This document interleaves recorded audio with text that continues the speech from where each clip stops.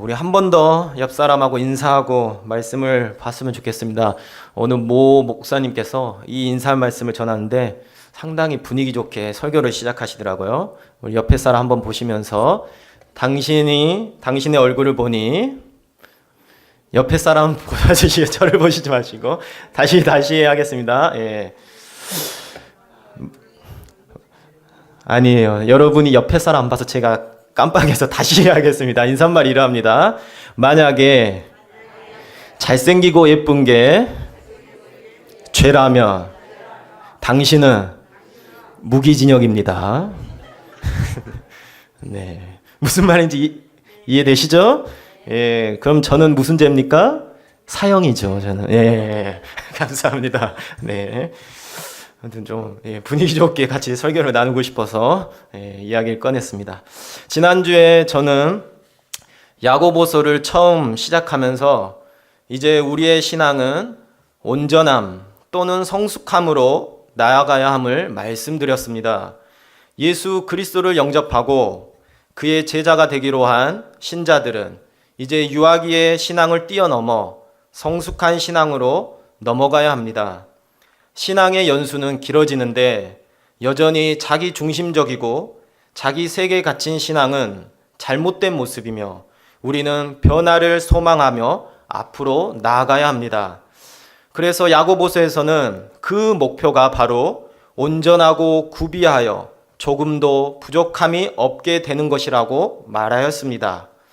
사실 우리들처럼 저처럼 부족하고 더럽고 누추하고 모자란 것 투성이인 사람이 어찌 온전해지고 모든 것을 갖추어 어느 면에서도 부족한 사람이 될 수가 있겠습니까? 참으로 의심이 들고 두려운 마음이 들기도 합니다. 그런데 우리 하나님께서 부족한 우리들에게 그러한 목표를 가지고 계신다라고 말씀해 주셨습니다. 약속하신 바를 반드시 이루시는 그 신실하신 하나님께서 우리를 향한 온전함의 목표를 세우셨다라고 말씀해 주셨습니다. 우리는 그저 그 신실한 약속의 말씀에 나의 몸을 온전히 의탁하여 나아가면 됩니다. 소망을 품고 주님과 동행하면 되는 것입니다. 온전함으로 걸어가는 길에 우리는 참으로 많은 시련을 겪을 수가 있습니다. 그런데 그 시험이 바로 우리의 믿음의 진위를 끄집어내고 그 믿음을 통해서 인내를 시작하게 만들며 기나긴 인내가 우리들을 온전함으로 이끌어낸다라고 지난번에 말씀드렸습니다. 내일의 나는 오늘의 나와 다를 것이며 5년, 10년 우리들은 지금보다 더 온전해진 상태로 주님께 나아갈 것입니다. 온전함으로 나아가는 우리들에게 하나님께서는 하늘의 지혜를 구하라고 말씀해 주셨습니다.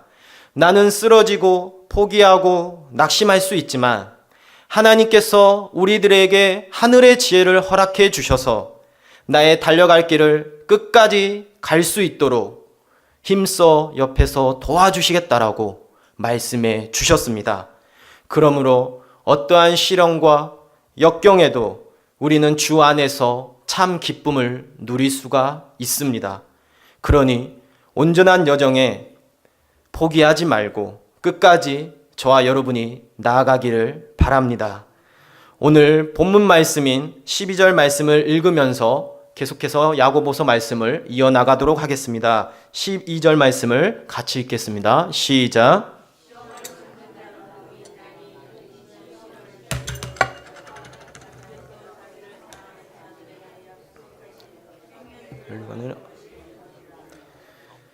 아멘. 야고보는 12절 말씀에서 지금 2절에서 나왔던 시험을 또다시 언급하며 우리에게 말하고 있습니다. 시험을 참는 자는 복이 있나니. 야고보는 한 번 더 이 이야기를 언급하며 인내할 것을 적극 우리들에게 독려하고 있습니다.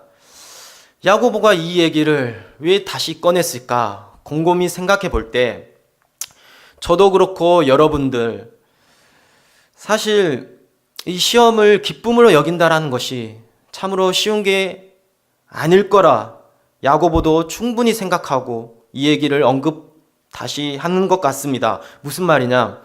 시험을 내는 출제자 입장에서는 그 사람을 훈련시키고 성장시키기 위한 선한 의도가 있겠지만 당하는 훈련자의 입장에서는 여간 곤혹스러운 일이 아니기 때문입니다. 머리로는 그것이 우리를 향한 하나님의 뜻이고 시험인 줄 알면서도 피하고 싶은 게 인간적인 마음입니다. 온전한 것 좋은데 실제로는 시험을 받는 동안 그 고통과 번민, 선택의 갈등이 너무나 견디기 어렵다라는 것입니다. 이런 마음을 신자들이 품을 수 있을 거라 야고보는 예상한 듯 합니다. 이런 상황에서 뜻밖의 야고보는 다음과 같은 이야기를 우리에게 전하고 있습니다. 13절 말씀도 우리 같이 한 목소리로 읽도록 하겠습니다. 시작.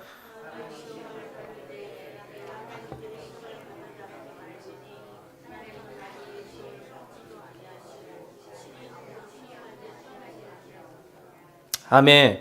말씀 그대로 놔두시고요. 여러분 이 말씀을 다시 한번 읽어보시기 바랍니다. 이해가 잘 되시나요? 하나님께서는 자신도 시험을 받지 않으시고 사람도 시험을 하지 않는다라고 기록되어져 있습니다. 그런데 우리가 야고보서 1장 2절을 보면 하나님께서는 시험을 만나면 온전히 기쁘게 여기라 라고 말씀해 주셨습니다. 앞에서는 하나님께서 우리의 온전함을 위해서 시험을 주신 것처럼 이야기하고 있는데 지금 이 말씀에는 하나님은 아무도 시험을 주시지 않는다라고 말하고 있습니다. 정반대의 이야기를 하나님께서 하고 계시는 것입니다.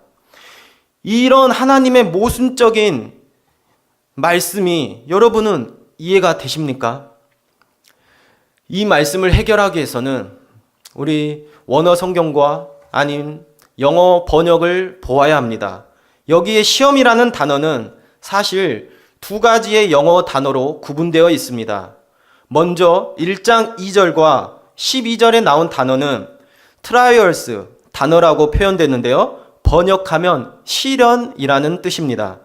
이것은 뜻밖의 내가 원치 않게 당한 일들을 말하는 것입니다. 차를 타고 잘 가고 있는데 간판이 떨어져 나의 차를 덮친다든가 누군가 나를 뒤에서 들이박는다든가 아니면 건강하게 잘 지내고 있다가 중병에 걸렸다든가 등의 수많은 인생사에서 경험되어지는 시련들을 얘기할 때 바로 1장 2절과 12절에 나온 단어들을 이야기하고 있습니다. 주님 어찌 나에게 이러한 시련을 주십니까? 왜 신앙생활을 잘하고 바르게 살아가고 있는 나에게 이 험난한 시련을 허락하십니까?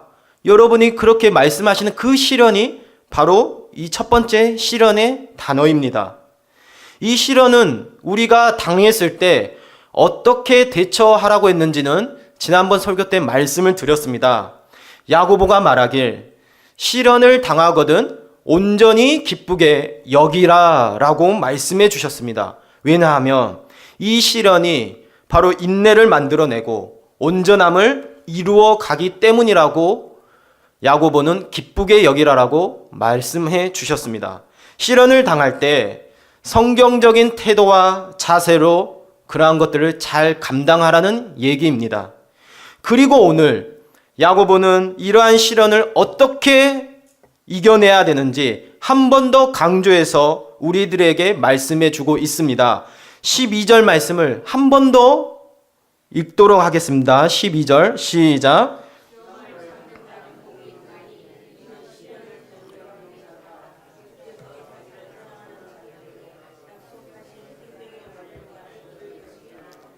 아멘. 야고보는 시련을 당하는 성도들을 더 위로하고 격려하기 위해서인지 모르겠지만 전보다 더 큰 소망과 위로의 말씀을 전달하고 있습니다. 시험을 찾는 자는 복이 있다라고 얘기합니다. 왜냐하면 그들에게는 결국은 하나님께서 약속하신 생명의 면류관을 얻을 것이기 때문에 그 얘기를 야고보는 우리에게 말하고 있습니다. 여기서 생명의 면류관이란 표현은 당시 그리스 로마의 운동 경기에서 이긴 자가 받는 월계관처럼 잠시 있다가 썩어 없어지는 것과 강한 대조를 일으킵니다. 영원한 것을 우리에게 말씀해 주고 있습니다. 트로피나 금메달은 그저 전시해 두고 가끔 쌓인 먼지나 털어주는 용도로 사용되어집니다. 하지만 하나님께서 약속하신 생명의 면류관은 항상 그리고 영원토록 내가 가지고 다녀야 하는 것들입니다. 그 영광은 사라지지 않고 영원토록 누리게 되는 것입니다. 이 생명의 면류관이 우리에게 약속되어 있으니 시험을 당하거든 온전히 기쁘게 여기라라는 권면입니다. 그래서 종합을 해보면 우리가 시험을 당할 때 기쁘게 여기는 것은 두 가지 의미에서 우리가 기쁘게 여길 수 있습니다. 첫 번에는 전번에서 얘기했던 시험을 통해서 우리가 온전하여지기 때문에 우리가 기쁘게 여길 수가 있고요. 오늘 말씀에서는 생명의 면류관이 약속되어져 있기 때문에 우리가 기쁨으로 이겨낼 수 있다라고 야고보는 이야기합니다. 그리고 이제 야고보는 본격적으로 얘기해주고 싶은 시험이 있습니다. 첫 번째 언급했던 시험, 그것은 시련이라 표현하는 게 가장 더 적절하고요. 두 번째 이제 언급하는 13절부터 이야기하는 시험, 하나님께서 시험 받지도 않으시고 시험도 하지 않는 그 두 번째 시험에 대해서 여러분과 함께 이야기를 나누고자 합니다.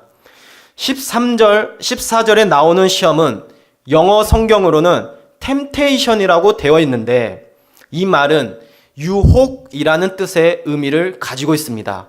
많이 여러분 성경 공부할 때 들어보셨을 만한 이야기입니다. 즉, 이 말은 하나님께서 우리를 유혹하지 않는다라는 의미입니다. 헬라어로는 이 단어가 사실 같은 어원으로 나와 있기 때문에 한글 개역 성경에서 같은 단어 시험으로 번역되어 있지만 사실 그 개념과 뜻이 완전히 다릅니다. 삶을 살아가면서 신앙생활을 하든 안 하든 모든 사람들은 시련과 고난을 겪게 됩니다. 그런데 이 시련을 어떻게 해석하고 행동하는지에 따라 삶의 질이 달라집니다. 야고보는 이 시련을 하나님께서 우리의 성숙을 위한 통로로 해석하고 기쁨으로 받아들인다면 생명의 면류관을 얻는다라고 말씀했습니다. 반면에 시험을 당하게 될 때 이것을 죄의 기회로 삼는다면 우리는 유혹을 당한다라는 것입니다. 하나님께서 왜 나에게 이런 안 좋은 일을 허락하시는 걸까? 나같이 신앙생활을 잘한 사람에게 왜 하나님은 이런 고난을 허락하시는 걸까? 하나님이 이렇게 나에게 어려움과 시련을 허락하시니 나는 어쩔 수 없이 죄를 지을 수밖에 없어. 이런 상황에서 올바른 믿음 생활을 할 수가 없어. 이런 마음과 생각과 자세가 나온다면 우리는 그 시험을 유혹으로 받아 악으로 나아가게 된다라는 말씀입니다. 마치 하나님께서 동산 중앙에 선악과를 두셨으니까 그래서 내가 죄를 짓게 되었지. 하나님께서 이 선악과만 안 만들어 두셨다면 내가 죄를 지을 일이 없잖아. 하나님께 그 책임을 전가하고 내가 당한 시련과 고난을 하나님의 탓으로 모든 것을 돌려 내 인생에 잘못 적용하면 그게 바로 유혹이라는 말씀입니다. 우리 모두 다 사실 이러한 마음 한 번쯤 다 품지 않습니까? 하나님 도대체 왜 선악과를 만드셔서 우리에게 죄를 묻고 형벌을 허락하시는지, 그 선악과가 우리를 향한 인격적인 사랑의 표현인지도 모르고 오직 내가 선악과를 따먹은 그 잘못으로 인해 받은 형벌, 그것만 내가 생각하고 집중하여 그 문제의 원인을 하나님께 돌리려는 그 마음들, 우리 안에 한 번쯤은 다 있지 않았습니까? 우리의 삶 가운데 당하는 여러 가지 문제들, 자동차 사고, 질병의 고통, 자녀들의 문제, 사업의 어려움, 그것들은 사실 중립적인 것들입니다.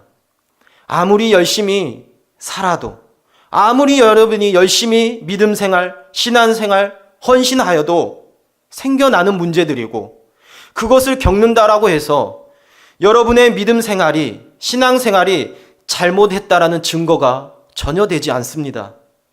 실현 그 자체는 문제가 되지 않는다라는 말입니다. 핵심은 그런 시련을 당했을 때 내가 어떻게 반응하느냐의 문제입니다. 좋은 일이든 나쁜 일이든 내가 그것을 어떻게 받느냐에 따라서 그것이 나를 온전케 하는 믿음의 시련이 될 수도 있고, 그것이 나를 무너뜨리는 죄의 유혹이 될 수도 있다라는 것입니다. 그렇다면 우리는 이 유혹을 떨쳐내야 하는 사명, 그것이 주어졌는데, 유혹이 무엇인지 제대로 알아야 우리는 그 유혹을 이겨낼 수가 있습니다. 오늘 말씀에서 유혹의 유래와 그 결과들, 그리고 유혹을 이겨낼 수 있는 방법을 세 가지로 이야기해 주고 있습니다. 먼저 왜 우리는 유혹을 받게 되는가? 그 답변이 14절 말씀에 기록되어 있습니다. 14절 말씀을 같이 읽겠습니다. 시작.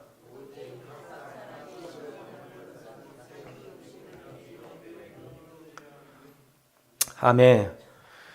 야고보는 간단 명료하게 이야기해 줍니다. 우리가 유혹받는 이유는 욕심 때문이라고 말합니다. 욕심을 영어 성경에서 번역을 하면 악한 소망, 악한 원함으로 번역되어 있습니다. 여러분, 원함 그 자체는 죄가 아닙니다.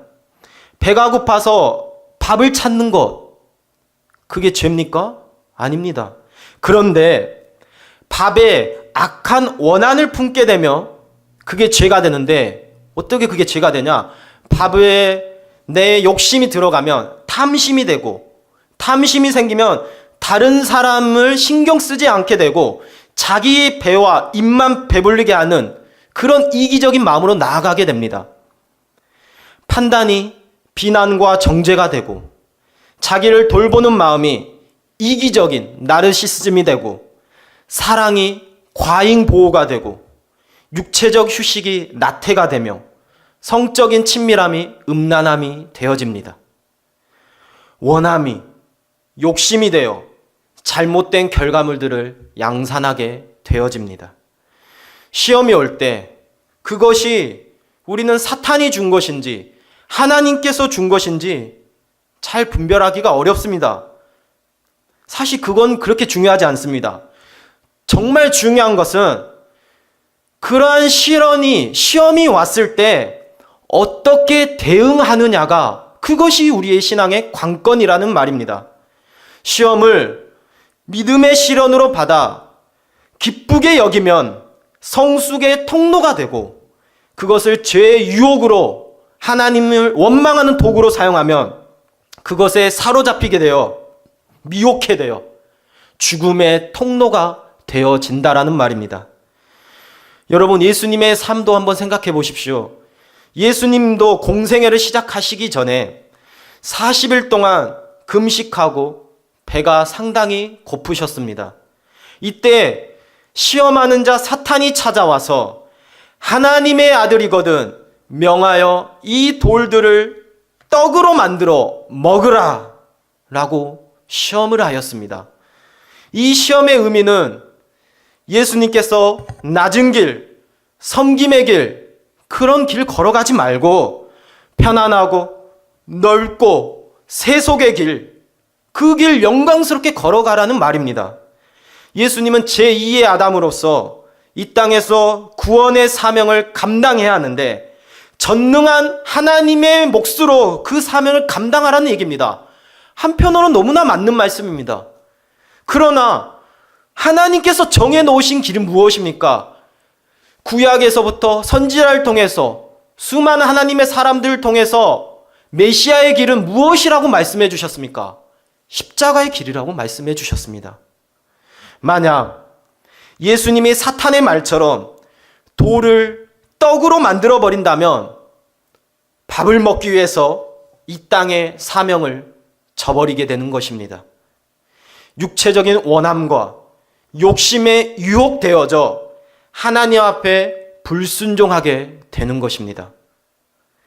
배고픔을 채우려는 그 원함 자체는 죄가 아니지만 그 원함이 하나님의 뜻에 반하게 되면 유혹이 되어 미혹해 된다라는 얘기입니다.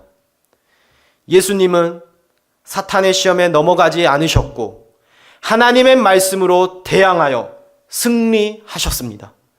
예수님은 사탄의 시험을 유혹이 아닌 믿음의 시련으로 받으셔서 메시아의 길을 걸어가셨습니다. 야고보는 시련과 시험을 왜 유혹으로 받으면 안 되는지 15절에서 이야기를 해줍니다. 15절 말씀도 한 몫으로 같이 읽겠습니다. 시작.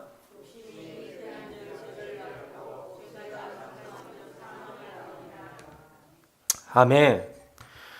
욕심이 무서운 건 그것이 죄를 낳고 결국 우리를 사망을 낳는다라는 말입니다. 죄는 하나님과 인간을 멀어지게 만드는 길인데 사망은 무엇입니까? 하나님과의 완전한 결별을 의미합니다. 한마디로 죽는 겁니다. 인생의 가장 큰 비극입니다. 우리가 절대로 택해서는 안 될 신앙의 길입니다. 그렇다면 시련이 왔을 때 우리는 어떻게 그 유혹으로 받지 않고 믿음의 시련, 성숙의 기회로 삼을 수가 있을까요? 야고보는 이에 대해서 세 가지로 말씀해 주고 있습니다.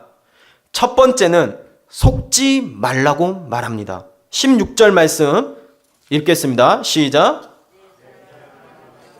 속지 말라. 시험이 왔을 때 속지 말라라고 야고보를 말하는데 속지 말아야 하는 내용은 구체적으로 13절에 나와 있습니다. 사람들은 시험을 당할 때, 유혹을 받을 때 착각하는 게 있는데 하나님께서 그것을 주셨다라는 착각입니다. 대부분의 성도들은 믿음의 시험과 자신의 욕심에 의한 시험을 구별하지 못하고 모든 것을 하나님이 주셨다라고 오해합니다. 마치 아담이 하나님께서 주신 창세기 3장 12절 이런 말이 나옵니다. 나와 함께 있게 하신 그 여자 때문에 내가 선악과를 먹었다라고 말하는 것과 같습니다. 하나님께서 주신 여자 때문에. 결국 누구를 탓하는 겁니까? 여자입니까? 하나님입니다. 하나님이 그 여자를 주셨기 때문에 내가 그 여자 때문에 죄를 지었다라는 것입니다. 우리는 여러분 기억해야 합니다.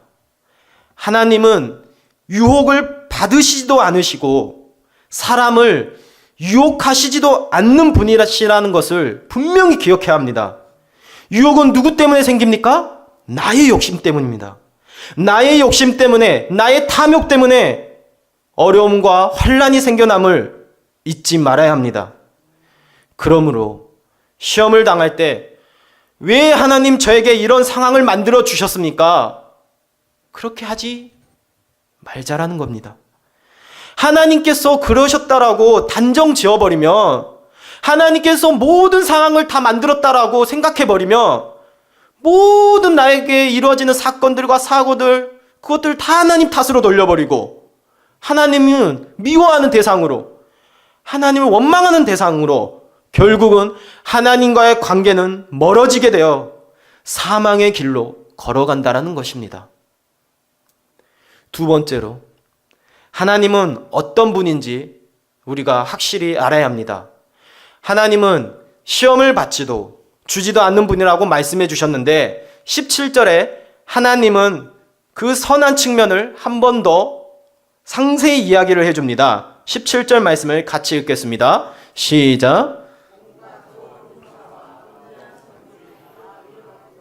빛들의 아버지께부터 내려오나니 그는 변함도 없으시고 회전하는 그림자도 없으시니라. 아멘.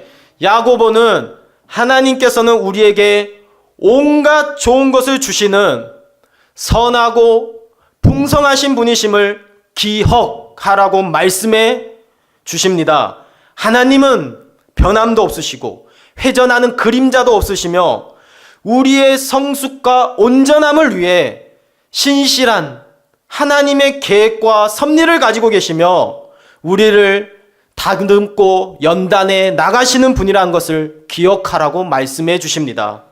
그러므로 하나님께서 허락하시는 시련에 대해서 잘못된 방향으로 의심하지 말고 원망하지 말며 하나님께서 주셨다라고 착각하지 말고 이것을 통한 하나님의 선하신 의도가 무엇인지, 하나님께서는 나를 향한 정말 큰 깊고 놀라운 계획이 있을 것인데 그분은 분명히 선하신 분인데 과연 그게 무엇일까? 하나님의 성품을 떠오르며 말씀을 끄집어내며 그 시간들을 잘 이겨내라고 말씀해 주고 계십니다. 그리고 세 번째로, 내가 어떤 존재로 부르심을 받았는지 알아야 된다라고 말하고 있습니다. 18절 말씀도 같이 읽겠습니다. 시작.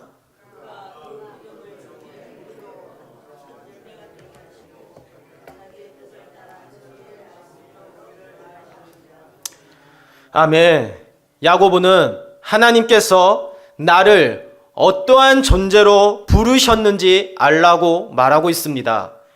하나님은 우리를 첫 열매, 즉 하나님의 소중한 자녀로 부르셨다라고 말하고 있습니다. 예수 그리스도의 핏값으로 얻은 고귀한 존재라고 말하고 있습니다. 우리는 사탄과 욕심에 미혹되어 사망하게 되는 불쌍하고 불행한 존재가 아니라 진리의 말씀으로 예수 그리스도의 핏값으로 산 너무나 고귀하고 소중한 하나님의 자녀라는 것입니다. 그 사실을 깊이 깨닫게 되면 내가 어떠한 삶을 살아야 하는지 자연스럽게 우리는 알게 되어집니다. 내가 누군지 모르기 때문에, 내가 어떠한 존재에서 이러한 고귀한 신분으로 변하게 되었는지 깨닫지 못하기 때문에, 내 존재의 가치를 잘 알지 못하기 때문에 유혹을 뿌리치지 못하고 죄의 길로, 사망의 길로 걸어간다라는 것입니다. 사랑하는 성도 여러분, 우리가 하나님의 사람으로 온전함과 성숙함으로 나아가려면 유혹에 이끌리지 말아야 하는데, 유혹에 이기려면 이 세 가지를 다시 기억하시길 바랍니다. 한번 띄워주시기 바랍니다. 첫 번째 무엇입니까? 속지 말라. 두 번째, 하나님이 누군지 알아라. 세 번째, 내가 어떤 존재와 가치 있는 존재인지 알아라.